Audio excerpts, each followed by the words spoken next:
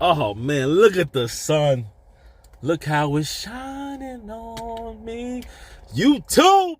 Welcome to the channel. I am your host of Traveling with the Beard, the hostess with the mostest. We are back with another video. You see the title. Your boy got fired. We're going to get into it. Listen, I had to really sit on this and think if I wanted to actually do this video.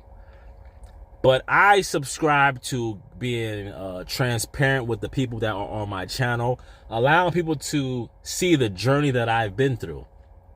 No different when COVID first started. The facility had to let all travelers go, right? And I was one of those travelers. And I did a video regarding that, how I felt, what went on, this whole situation.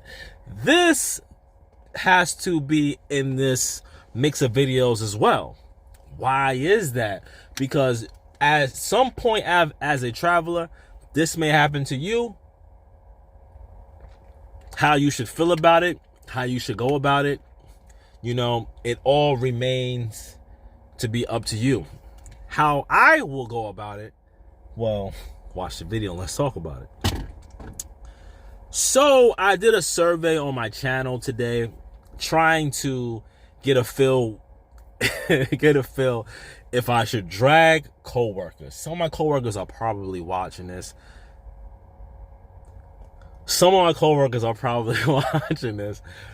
And you know, I'm not gonna drag them. You know, I could drag, you know, the coke sniffing lead tech. I could do that. You know, I could drag another coworker by their wig, you know, and just, I can do that. You know, I could drag another you know, I'm not gonna do that. What I'm gonna do is tell you what happened. So, as you may know, I've been on the overnight shift alone by myself for approximately about 6, maybe going on 7 months by myself. You guys seen it. I took you guys with me to work. I showed you guys a day in a life. I've done all I can do on that shift. You know, I would walk into the department. I would show you the before, and then I would show you the after. I would show you how I was getting down. You know, I was getting down for the get down. You know, first, let me say, I don't want this to come off as an angry coworker. I just feel like it was distasteful, you know, how things went on. I digress. So I've done that. So been working there by myself. So the hospital, so the management, the manager who was there, he did let me know that they plan on getting more people on my shift to help with the work, to, you know, make it a smoother transition for new employees to come in. And, you know, I was well aware of that. You know, as a traveler, I always know that I'm only a Band-Aid. A traveler is only a Band-Aid for a major problem. You know, you guys have amputation of the knee going on at this hospital, and I'm the Band-Aid. I'm just here just to patch it up, to put the little gauze on it. So, you know, that's what I'm aware of. So he told me that he will be bringing 2 full-time employees as well as a traveler that was approximately on the second shift. So I guess the traveler that was on the second shift, she asked, can she come to overnight? He granted her that. Nonetheless, as we fast forward, so what transpired for this event was, so we go in on Sundays, worked Sunday night, you know, a regular day. You know, I have to say, as we gained more employees for overnight, the workload did not change dramatically. The hospital did not gain 100. I'm sorry, the hospital did not gain about 20 more cases. They did add a robotic room, but we all know robotics are long cases. They probably do about 2 within the week, 3 if you are a trauma busy big hospital. This hospital is not that. So the caseload didn't change, but we did gain more travelers, and now we do have more full-time employees. So in the back of my mind, I already know I have to count down in my mind that people are going to be getting let go. That's the ball rolls. So the 2 employees come on my shift, and then we got the traveler. So workload does drop because we have people that's able to, you know, even if you cannot do the work, at least something is getting done. Something, every hand is on board, so everything is moving, certain things are flowing. So worked Sunday, Saturday, no, I'm sorry, worked Sunday, then Monday. So Monday, I got a text in the middle of the night. Well, I'm sorry, I got a text. This is from the manager stating that call me before you gonna win, or call me before you get to work. I want to talk to you. You know. So I didn't respond to it because I was asleep, and I seen the time he texted me around like 4. I worked overnight, so I'm already passed out sleeping. So by the time I see it, I wake up getting ready for work. I notice the text, so before I even call him, I get a message from my company, not my recruiter, but they have an on-call staff. So if anything ever happens, but after hours, the on-call staff will call you. They called me and they identified by saying, listen, do not go into work. They are terminating your contract. They didn't have a reasoning why at the time, and they could not give me the reason. I had to wait for the corporate team to contact me to give me the proper reasoning. So I was like, okay. So I asked them, should I respond back to this message? They said, don't call them, don't text, don't do anything, don't even respond. We will deal with it. Now, they said not to respond to his message, and I understood that because they're probably going to try, in the back of their mind, is to try to fix the situation, see what they can do better, see if they can still rectify the situation and bring me back. That's always their goal. Their goal is to bring you back as the traveler because they don't want to lose out on money that they could be gaining, or they do not want to get another traveler and go through this whole process again if they already can figure out a situation with you.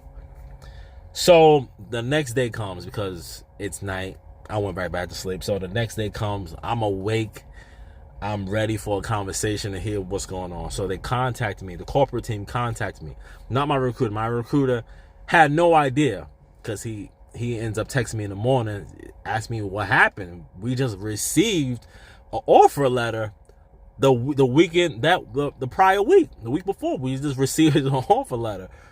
He doesn't. I'm confused. He's confused. You know, we didn't speak on the phone, but he texted me that.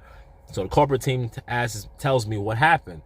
They're saying they are relieving you of your contract duties because they feel you are not working hard. They feel that you are on your phone. They also feel that there is a lead tech that is giving you information and you are not doing it. They had several conversations with you and you have not gone through with any of their requests that they're asking of you to do. I had to just stop, and I had to stop them in their tracks because this is all new to me, because no one in that whole department had the balls to even come to me and ask me that, you know. And it's sad to say, the manager, I have to look at him as a coward, because, you know, if you have an issue with the person, go to that person and that person alone. And if you are unable to rectify the situation, then we need to go to a higher level to figure out what's the issue. The manager he doesn't have, I don't want to say he doesn't have the balls, because I just feel like that's degrading him, but he didn't have the balls, you know, to come to me and voice his issue with me, especially after giving me an extension, which is kind of crazy. The lead tech is the person who got the ball rolling. I see. You know, jealous ones still envy. You know, the issue with me, I don't want to bring up anybody's name, because I understand one thing about having a platform, you know, with much power that I am given. I have to be aware that I could make a person look I could make people look bad. I could make travelers look bad, you know, by just dragging them, which I want to do. I want to drag a couple of travelers. I have a travel list I want to drag, but, you know, I just don't want to do that. You know, I have to be the bigger person. I have to be the person with the clear mindset. That's why you drink water. You drink water to lower your aggression down. You drink water to be on a level playing field. You know, the sad part is, you guys seen it. I mean, I may put some clips here. You've seen me working like a Hebrew slave in that department. You know, no one was able to actually give me a true reasoning why they had to do that. You know, the lead tech for the morning shift, she's a coward. She's a coke sniffing coward. Let me not say that. Let me water. I don't want to do this. I mean, like I said, I didn't want to make this video because I feel like I have a lot of power on this platform to drag people by, and I know their names. I know their names, and I know many of them are watching, just, you know, salivating, thinking, "Will he call my name?" I could, you know. I have a lot of proof and evidence, but what remains to be said is, you know, this message goes to management, you know, people in power positions. If you have a problem with an individual, you know, go to that person, try to rectify a situation. I feel that, you know, me being on YouTube, people have noticed me, and they have brought it to other management attention that I am on YouTube, and, you know, management has seen my channel. You know what I'm saying? So they get this view of me as a guy who's on their phone and showing their department and showing their hospital. But I'm not showing the hospital. I'm not showing people in the department. And that's one thing I wanted to do on this channel. That's one thing I was gearing up to do, was actually have interviews with certain people in the department, just to show you their perspective as a full-time employee and as a traveler. That's what I was preparing to do. But, you know, certain traveler on the shift that, you know, came on my shift kind of messed it up. You know, the lead tech, you know, they in their feelings. They asking me questions about, you know, oh, you went to this country. They just, you know, people pocket watching.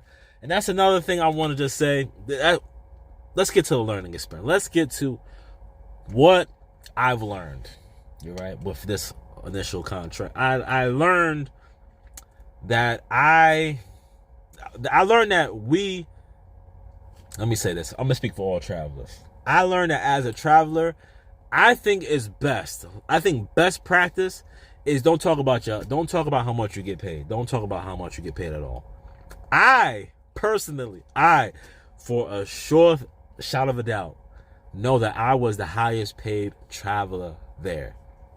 Now, I'm in full reason. Now, the reason why I say that, I'm on overnight shift by myself. At that time, I was on overnight shift by myself when nobody wanted to be on overnight, when it wasn't, you know, it was uncomfortable for people to be overnight by themselves, and actually bust my ass. And I had 2-3 extensions while I was there already. So, you know, that's why I can tell you I was the highest paid, because I was on a different pay than everybody else. So that's, once people knew how much I get paid, because I'm very open with how much I get paid, people caught feelings that it wasn't to their liking. You know, once they seen that they wasn't getting paid nothing, you know, you can't get paid as much as me. I'm a super tech, you know. I'm the best there is. I'm the best there was. I'm the best there ever will be. Who gonna get paid more than me? I'm getting paid more than the lead techs, the managers. Listen, you got to be on salary. You're gonna get paid more than me. That's a humble stunt. I'm not gonna front, man. I made a lot, so, you know, I've been. Y'all seen it? Listen, let me water break. So, like I said, you know, I don't want to drag this video out because I don't want to drag nobody's name or a hospital or have anybody get any bad feelings to this video.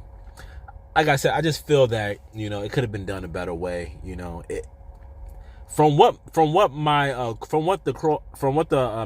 the team has told me, as far as the agency, they stated reasons that happened because when they do hire new people, they need reasoning to let people go, because the cost effect. If the workload is not staying the same, if you have more travelers coming in and you have more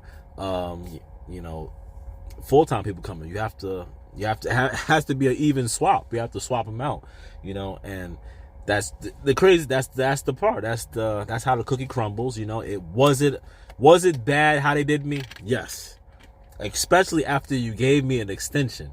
That part I just don't understand at all. But that's what happens. As a traveler, you gotta know how to bounce with the ball. You gotta know how to go with the flow. I go with the flow very well. Initially, when it happened, I was tight. I was like, you know what? Listen. I started to record it. I recorded a video. I had to just delete it because it was gonna be a nightmare for y'all, But that's it.